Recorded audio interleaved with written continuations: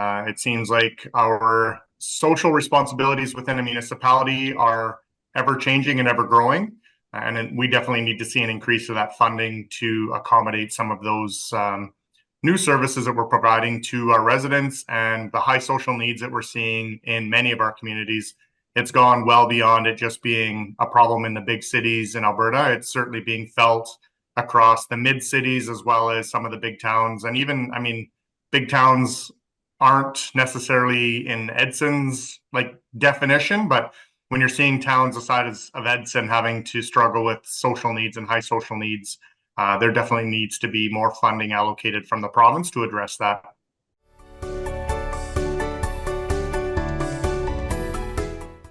Welcome to Municipal Affairs. Today we're tackling a topic that impacts every single Albertan: municipal funding and the upcoming provincial budget. Now, with Budget 2025 set to be released on February 27th, the Government of Alberta has made it clear that tough financial decisions lie ahead. But for municipalities across the province, the belt has already been tightened to the breaking point. Growing populations, aging infrastructure, and increased demands for social services means local governments are being forced to choose between raising taxes or cutting essential projects. From roads and water systems to recreation centers and fire services, Alberta municipalities are struggling to keep up. One major concern: the province's Local Government Fiscal Framework, LGFF, one of the primary funding sources for municipal infrastructure, and it's simply not keeping pace with the rising needs of municipalities. And then there's the issue of grants in place of taxes, or GIPOT, where the province has only been paying about half of what it owes municipalities since 2019, according to Alberta Municipalities, and that is forcing local governments to cover the shortfall. And let's not forget about social programs. Municipalities rely on provincial funding for Family and Community Support Services, or FCSS, which provides critical resources to vulnerable Albertans. Without proper funding, more people could find themselves unhoused, unemployed, and struggling. So what's at stake in this year's budget? And what do Alberta municipalities need to see from the province to keep communities running smoothly? To help us unpack this, we are joined by a key voice in this conversation, Tyler Gandam, President of Alberta Municipalities. He's here to break down the concerns of local governments, the funding shortfalls they're facing, and what he hopes to see in Budget 2025. So stick with us. This is a conversation you will not want to miss. Across Canada, our cities, towns, villages, and rural communities are alive with stories waiting to be told. Stories of innovation and economic development, resilience in the face of the housing challenges, and the financial hurdles municipalities overcome every day. At the Cross Border Network, we bring these stories to life. From coast to coast to coast, we're connecting Canadians to the issues shaping our communities and showcasing the people working tirelessly to make them thrive. With your support, we can expand our reach, amplify more voices, and shine a light on the challenges and triumphs of municipal life. For as little as $3.99 a month, you can help us grow and continue sharing the stories that matter most. Join us today and be part of this important mission. Together, we can tell more stories, build stronger communities, and make a real difference. Support the Cross Border Network now. Visit www.crossborderinterviews.ca today. President Gandam, thank you so much for sitting down with me and talking about the big moment that is coming up for all of Albertans, and that is February 27th, Budget Day in the province of Alberta. As president of Alberta Municipalities, what specific asks did you and the organization ask for the provincial government when it comes to this provincial budget? Well, I think first and foremost, it's been the same ask for the last couple of years, and that's the increase to the Local Government Fiscal Framework funding. So we're looking for another $1 billion on top of the new formula that was introduced here not that long ago. We'd like to see some increases for FCSS funding. It seems like our social responsibilities within a municipality are ever changing and ever growing. And we definitely need to see an increase of that funding to accommodate some of those new services that we're providing to our residents and the high social needs that we're seeing in many of our communities. It's gone well beyond it just being a problem in the big cities in Alberta. It's certainly being felt across the mid cities as well as some of the big towns. And even, I mean, big towns aren't necessarily in Edson's like definition, but when you're seeing towns the size of Edson having to struggle with social needs and high social needs, there definitely needs to be more funding allocated from the province to address that. You mentioned that you've been talking about this for about 2 years. Do you think that the province has finally heard you? Are you optimistic heading into budget 2025 that there might be an increase? Because I did chat with Finance Minister Horner at a recent event that he held downtown Calgary, and it seems like it was going to be steady as she goes, and you're going to get the increase that you already anticipated a few years ago that you were going to get. Does that cut it? No, it absolutely doesn't cut it. Like I said, we need more funding for our local infrastructure. So no, I mean, don't get me wrong, that increase is fantastic. They were going to go 50 cents on the dollar as the provincial revenue grew. Alberta municipalities advocated for it to be 1-to-1, and we got that. That was a big win both for our municipalities and our members, but for the province as well, recognizing the need for infrastructure funding. So I'm not going to be surprised if there isn't an extra $1 billion in that LGFF formula to municipalities, but it's something that we'll continue to address and talk to the province about. Just like our grants in place of taxes, there just are a number of things that I think we could see to help municipalities in this financial crunch time across the province. We're seeing unprecedented growth here in Alberta, and I think it's important that this is the time that we invest in our future while we're seeing that kind of growth here. In an open letter that you wrote to the media, an editorial that has been published in a few newspapers across the province by the time this airs, you went as far to say the best time to invest is now. Can I challenge you and say the best time to invest was yesterday? Because now the problem's even worse, and tomorrow it's going to get worse. How do you work with a province who seems to be okay with funding you the way that they're currently funding you? Well, it's the old adage, the best time to plant a tree is 20 years ago. The second best time is today. So while absolutely we would have loved to have seen the funding yesterday, we'll continue to advocate and plead our case as to why it's important that the province invests in Alberta, invests in its municipalities, and this is how we're going to grow. All of these new people coming in are new residents in our communities, and it's important that we put on a really good show of what we are as a municipality, responsible growth, and making sure that we've got the infrastructure in place for all of this new development. And that can't come at the cost of the municipality. It costs tens of millions of dollars to just get the groundwork in for this growth. And you don't get that back as a municipality for years, decades, when you're spending upwards of $100 million on a new 4 sections of land of new growth in that community. So I'm going to pose a hypothetical question here, and I'm going to ask you to, if you can, to make it a little bit local, because I'm a municipal nerd. I like to talk about municipalities. You live it as the mayor of Wetaskiwin. You live it as the president of Alberta Municipalities. But the resident on the street might not understand why municipalities are asking for more money. If the province doesn't go ahead and doesn't increase this funding, what are the immediate infrastructure projects that residents could see impacted by the failure to increase the LGFF funding for municipalities? Sure. And Alberta is an old province, and we've got a number of old towns and cities, villages too. We've got a number of municipalities that are old.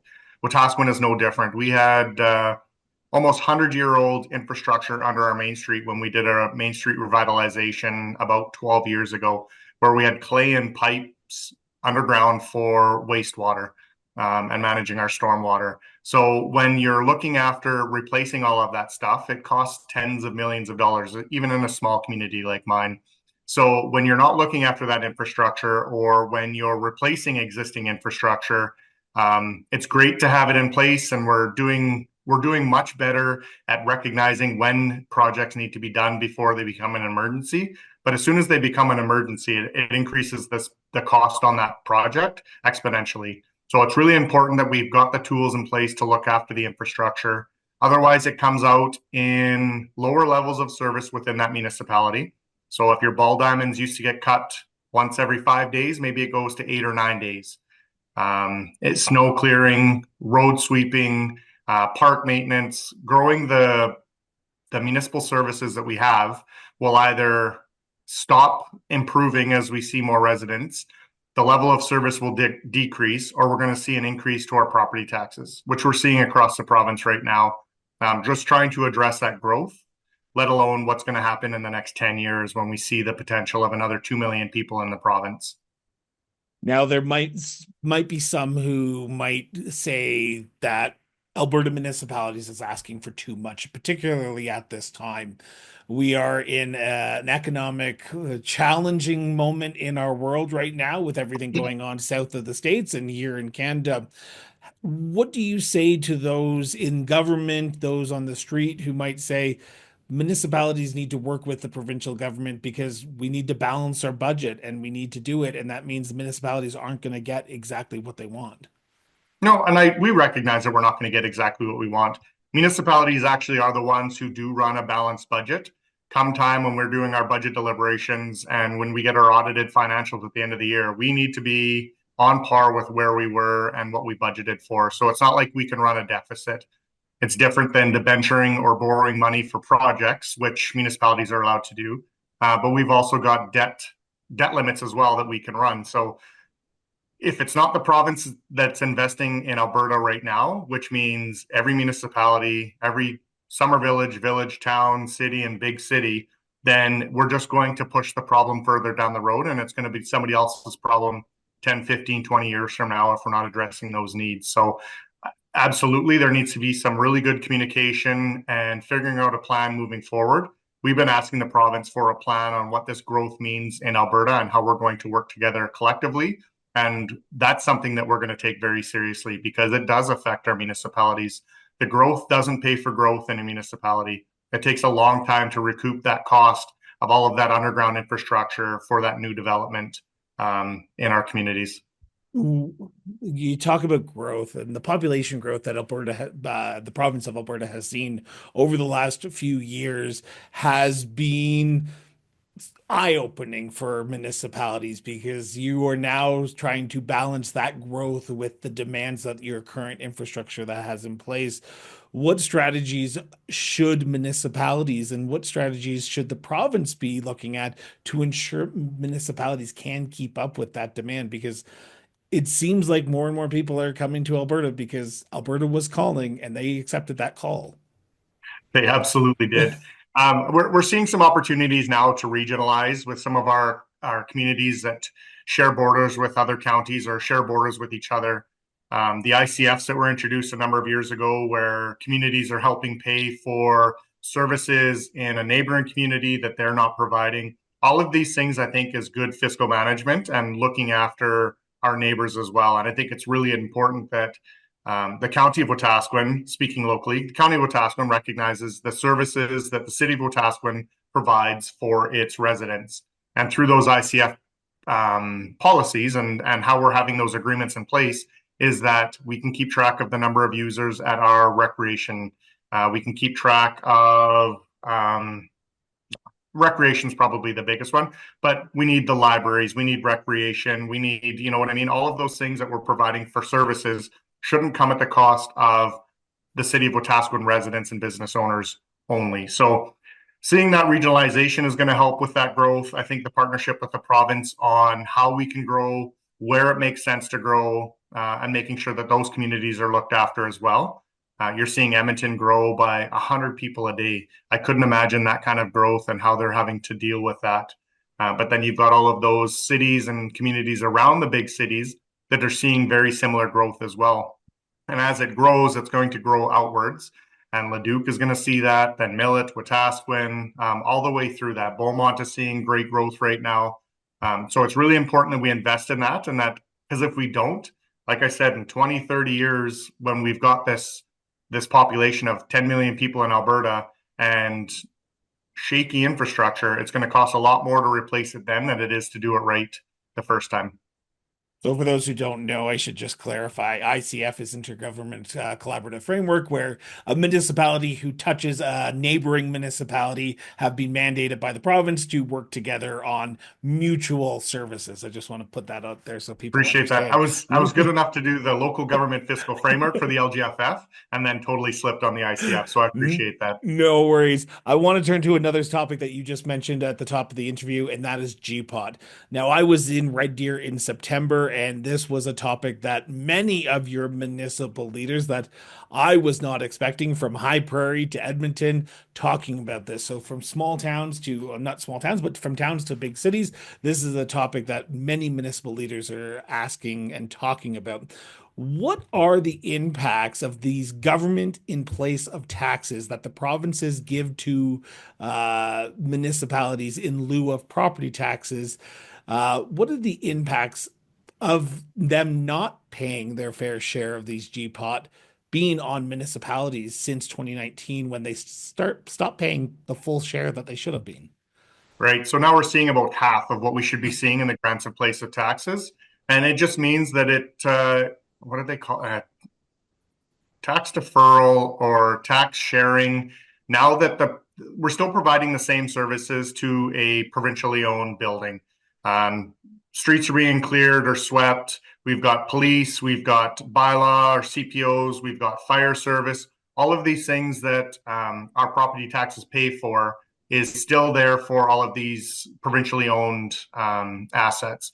And so when you cut that property tax in half, for a city of Wetaskiwin, it's about, I think it's just under $60,000 a year, which is a third of a percent of our taxes.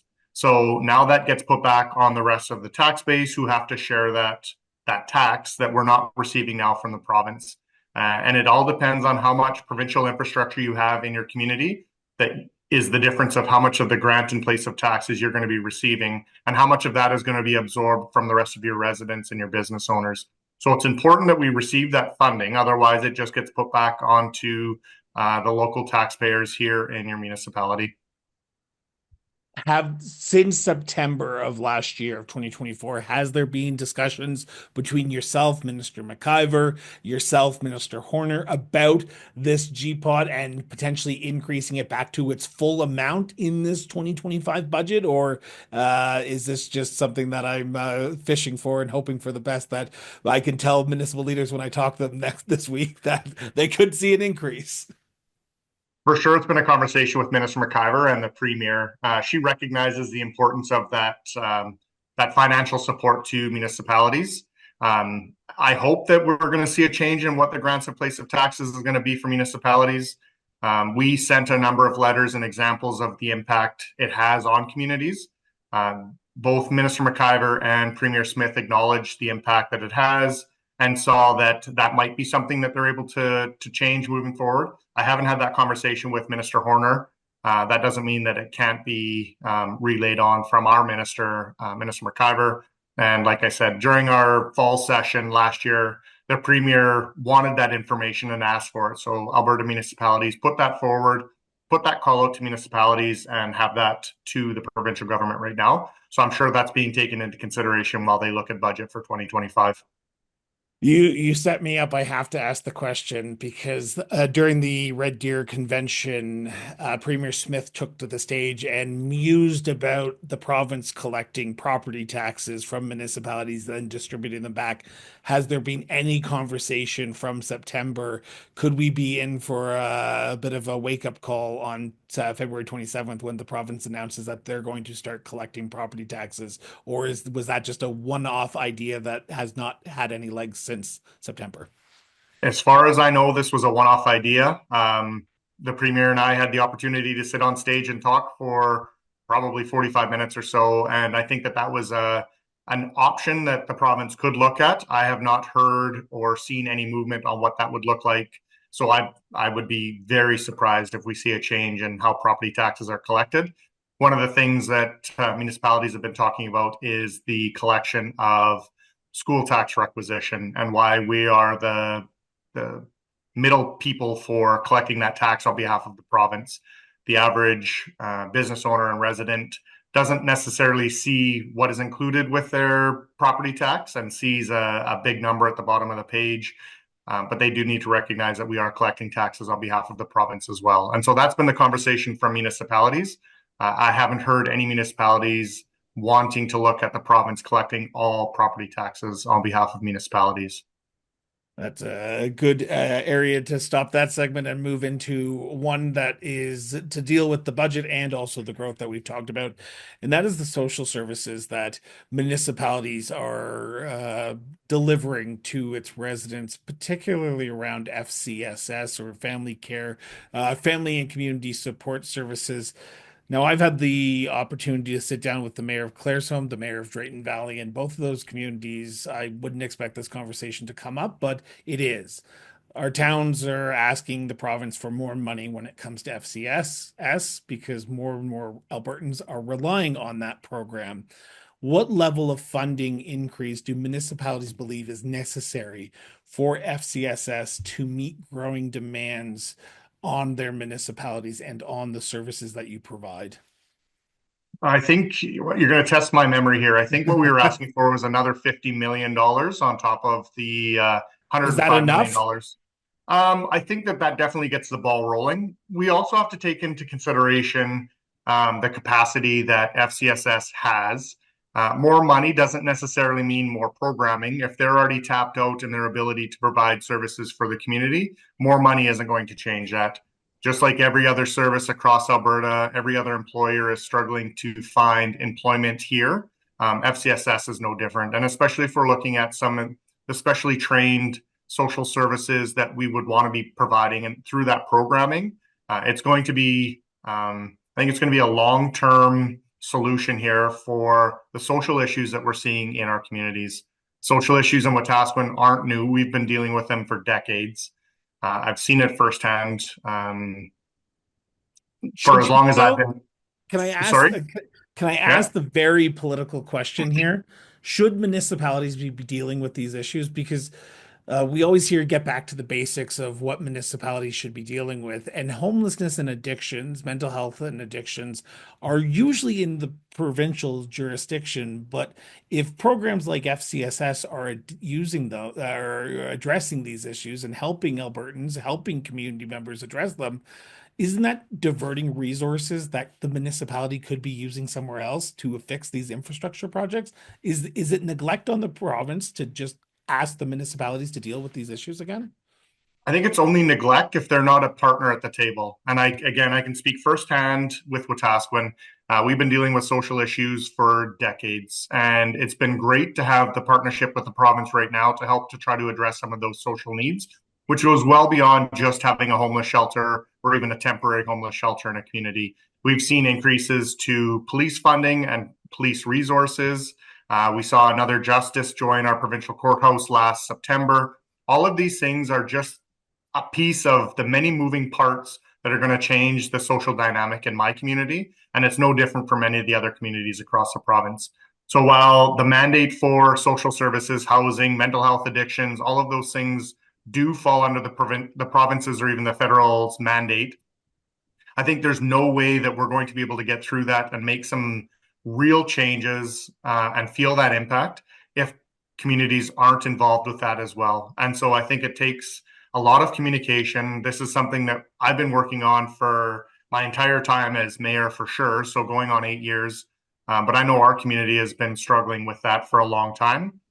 So it's going to take a lot of coordination, a lot of work, but I think it has to happen through all three orders of government, not just the municipalities looking after it because you um, not claim it as, but say that it falls under safety, which it definitely does, which is why I think municipalities have a role to play in that. But the mental health and the addictions and the social needs that we're seeing in this province right now are too great and too widespread. And honestly, as far as things have gone, are in a really much needed overhaul of how we're dealing with the social issues, which is where the province comes into play with that as well. If we're talking about investment, yeah, absolutely, we should have been putting more into this years ago. We didn't.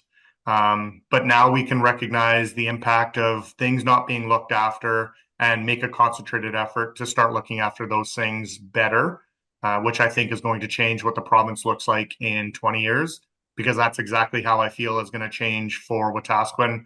The tough decisions we're making right now is going to be what it looks like 20 years from now, and that's the difference that it's going to make.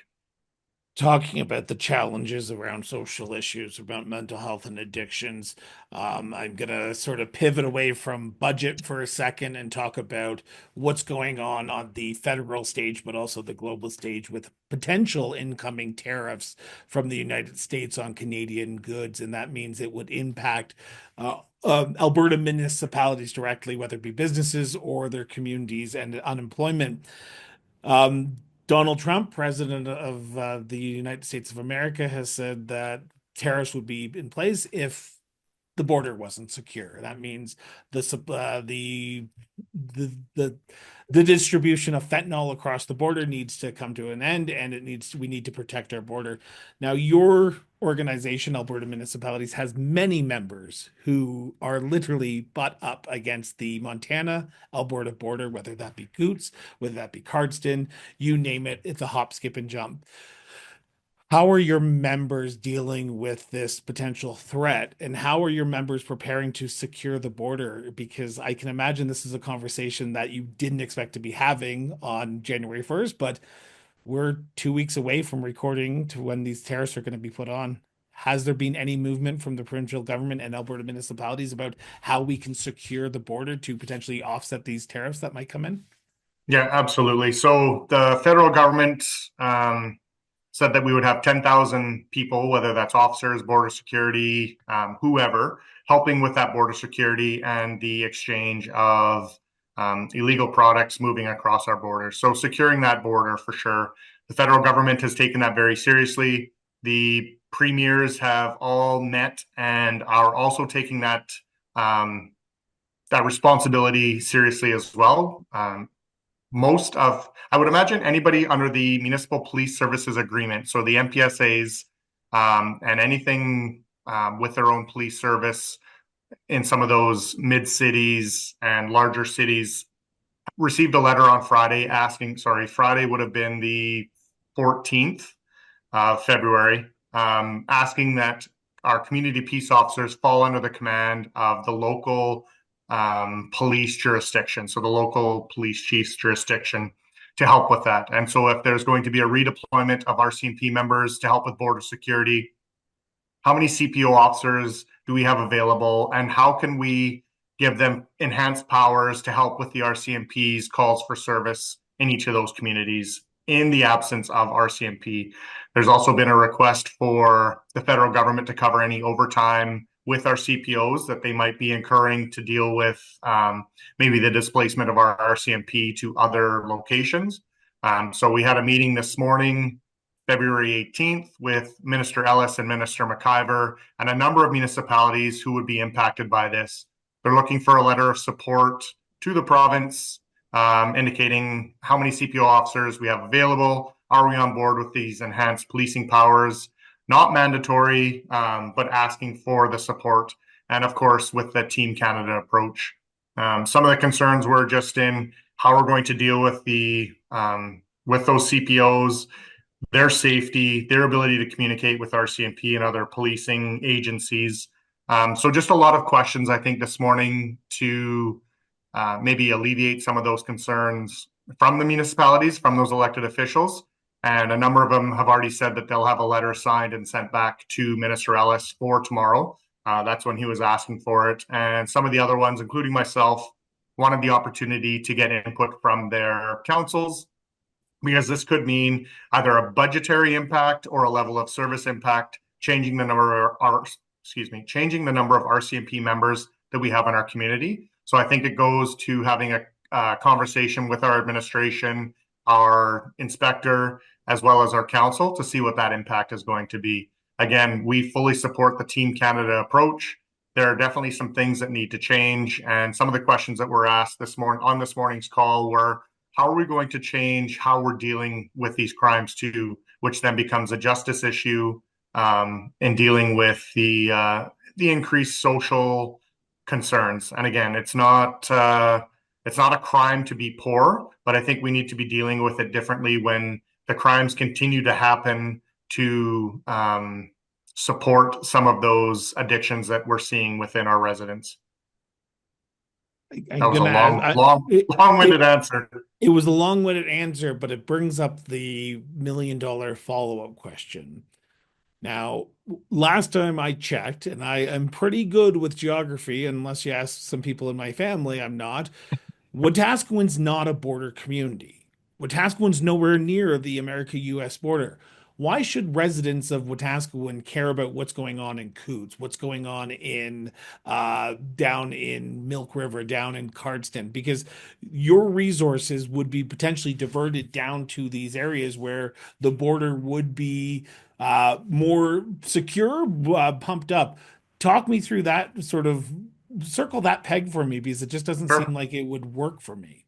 See, and it does for me, again, in that Team Canada approach or that Team Alberta approach, is in that just because those are the border communities that may see the first influx of fentanyl or any kind of drugs or whatever nefarious activities are going on that are crossing the border, will be felt first and foremost in those communities, likely.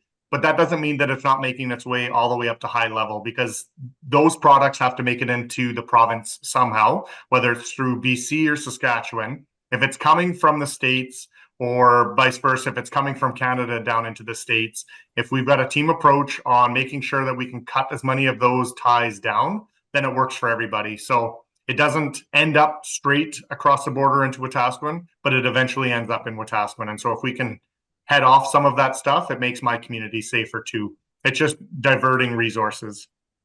I want to go back to the budget and wrap up with my final two questions. I'll say that because I usually say one and then I always ask the second follow-up. Um, we are in a very challenging time. The economy of the world could impact local economies across Alberta.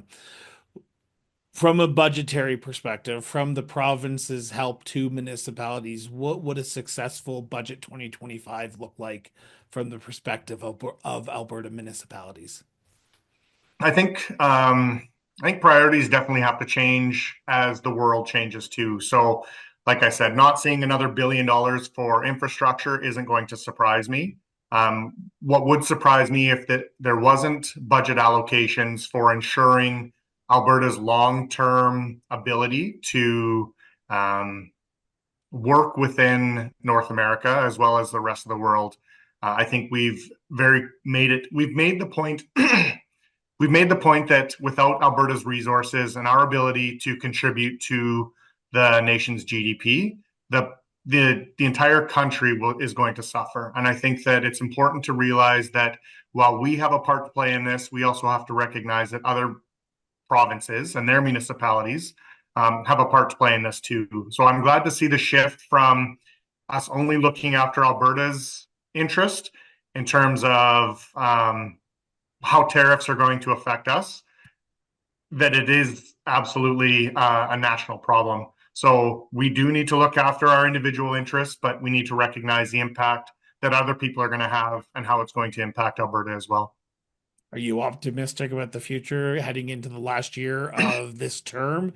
Because this is the last provincial budget of this municipal term, and this could determine if a lot of people run or don't run in this upcoming election. Are you optimistic that this is going to be a good budget and municipalities can go away building onto the future and setting up the next term of council for a better tomorrow? I think what I want to take away from this budget is how the communication goes following the release of the budget. I think we've done a really good job as an association sharing with the province why it's important to have a municipal voice and how we're going to be affected by how those dollars are allocated. I hope that this budget doesn't put municipalities in a position where they need to decide whether or not they're going to keep the lights on or off, or how that impacts day-to-day operations. Um, and I hope that a council and a municipality has set themselves up well enough that a drastic change in a provincial government, sorry, not government, a drastic change in a provincial budget isn't going to mean the municipality is going to be successful or not. And these are some of the lessons that I've learned as a mayor over the last little while, that while we might not have had the appropriate amount of reserves set up when I was first elected in 2013, and how that's changed over the last 12 years, it's certainly something that I'm conscious of, and which is why I want to set things up so that it's better 20 years from now, not just to get me reelected. So it's a long game for sure, and I hope the province recognizes the long game and the part that they have to play in that budget too. While times were good, could we have done differently? Could we have done things differently? Absolutely. But we can't change what's happened now, and let's just make sure we learn from how we've done things before to make sure that we are better set up 20 years from now, regardless of whether or not I'm still the mayor or whether or not the UCP is still the government of the day. It's completely irrelevant. I think what's important is that our residents, our business owners are successful, and they aren't overburdened with the taxes that either come municipally or provincially. President Gandam, always a pleasure to sit down with you. Thank you so much. I appreciate your time as always, Chris. Thank you so much for tuning in for another episode of Municipal Affairs. Now, we hope you've enjoyed today's conversation and gained some valuable insights from President Gandam. Now, if you haven't already, be sure to head over to our YouTube channel and hit the subscribe button so you can stay in the loop with all of our latest episodes, or find the show on all your favorite podcast platforms. And follow us online on all the social media channels at Cross Border Network. To learn more about the people and the communities that we feature on the show, visit us online at crossborderinterviews.ca. Be sure to subscribe to the show, and be sure to share this episode with your friends, your family member, and even your community, and help keep the conversation going.